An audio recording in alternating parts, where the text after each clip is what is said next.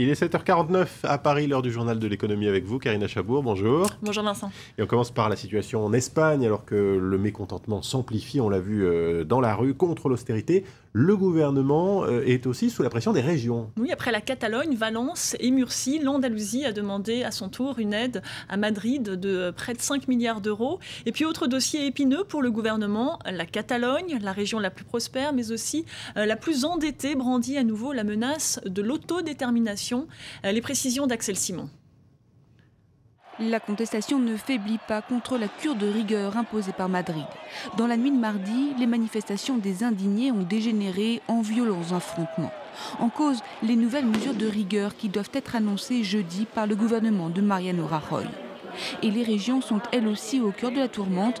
La Catalogne, sur fond de tensions indépendantistes, convoque des élections régionales anticipées. Suite à la rencontre avec le Premier ministre et prenant acte du refus d'avancer sur notre proposition budgétaire, en concertation avec le gouvernement et les parlementaires, nous avons décidé de dissoudre le Parlement dans les prochains jours et de convoquer des élections le 25 novembre. La région est le moteur économique de l'Espagne. Elle contribue au quart du PIB du pays, mais elle est devenue la région la plus endettée avec une ardoise de 44 milliards d'euros. Elle réclame à Madrid plus d'autonomie fiscale et financière. En période de disette budgétaire, Mariano Rajoy y a opposé une fin de non-recevoir. Et pour certains, cette crise politique tombe au plus mauvais moment. Franchement, en ce moment, ça ne fait que mettre de l'huile sur le feu. Je ne pense pas que ce soit cohérent en ce moment. L'autre poids lourd de l'économie espagnole, l'Andalousie, n'est pas sortie d'affaire non plus. La région la plus endettée d'Espagne envisage de réclamer 4,9 milliards d'euros à l'État. Et si c'est confirmé, elle sera la 4e région à solliciter une aide financière après la Catalogne, Valence et Murcie.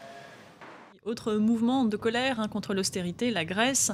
Le pays connaît aujourd'hui une grève générale, il devrait être paralysé. C'est la première depuis la formation du gouvernement de coalition d'Antonis Samaras. La Grèce et l'Espagne qui sont aussi sous la pression des marchés. Quelle est la tendance ce matin, Karina ? Clairement négative. Les places asiatiques reculent fortement, en particulier la place de Tokyo. Hier, Wall Street a connu sa pire séance depuis le début de l'été.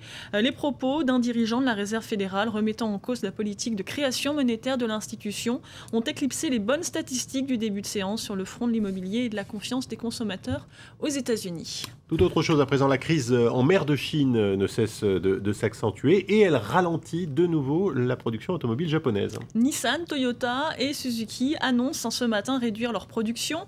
Alors Nissan devrait fermer temporairement ses usines à partir de demain. Toyota affirme qu'il pourrait cesser de produire en Chine pendant quelques semaines.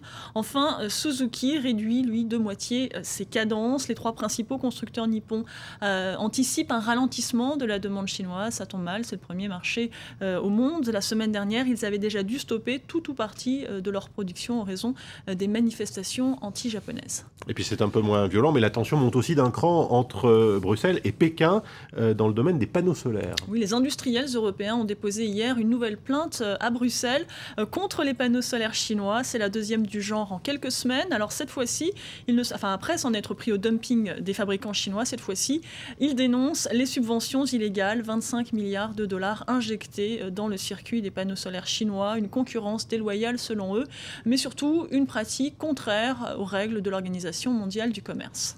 On passe à l'actualité en France avec une semaine noire, Karina, sur le front de l'emploi. Oui, le gouvernement doit annoncer aujourd'hui les chiffres du chômage cet après-midi, très précisément, et les perspectives ne sont guère encourageantes puisque le seuil des 3 millions de chômeurs en métropole devrait être confirmé.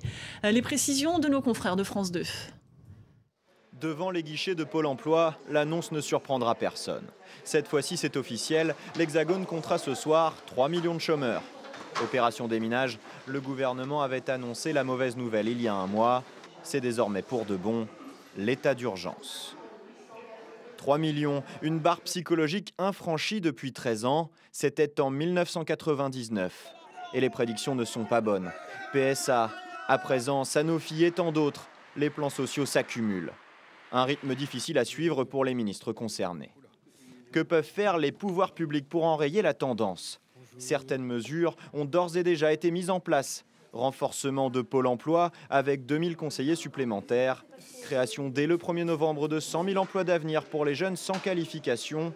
Ou encore les fameux contrats de génération qui devrait arriver dès le début de l'année prochaine. Dernier chantier, et non des moindres, celui des offres non pourvues. Restauration, service à la personne, plus de 250 000 offres ne trouvent toujours pas preneur. Et on reparle à présent du projet de fusion entre EADS et BAE. Karina, les ministres de la Défense concernés vont tenter de rapprocher un peu leur point de vue. Oui, Allemands, Britanniques et Français se réunissent aujourd'hui et demain à Chypre. Et la partie s'annonce serrée, tant chaque partie, justement, veut défendre ses intérêts stratégiques. L'Allemagne, en particulier, veut obtenir davantage de garanties sur l'emploi et les investissements en Allemagne, notamment de ses sites dans le secteur de la défense. La France, elle, craint de perdre son droit de veto sur les décisions stratégiques de ADS, et les Britanniques, eux, craignent pour leur contrat avec le Pentagone, notamment dans le domaine de la dissuasion nucléaire.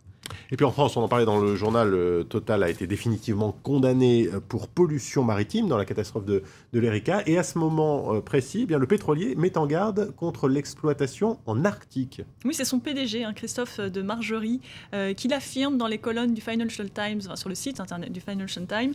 Mais ce ne sont pas pour des préoccupations d'ordre écologique. Une fuite porterait beaucoup trop atteinte à l'image de l'entreprise. Fin de citation.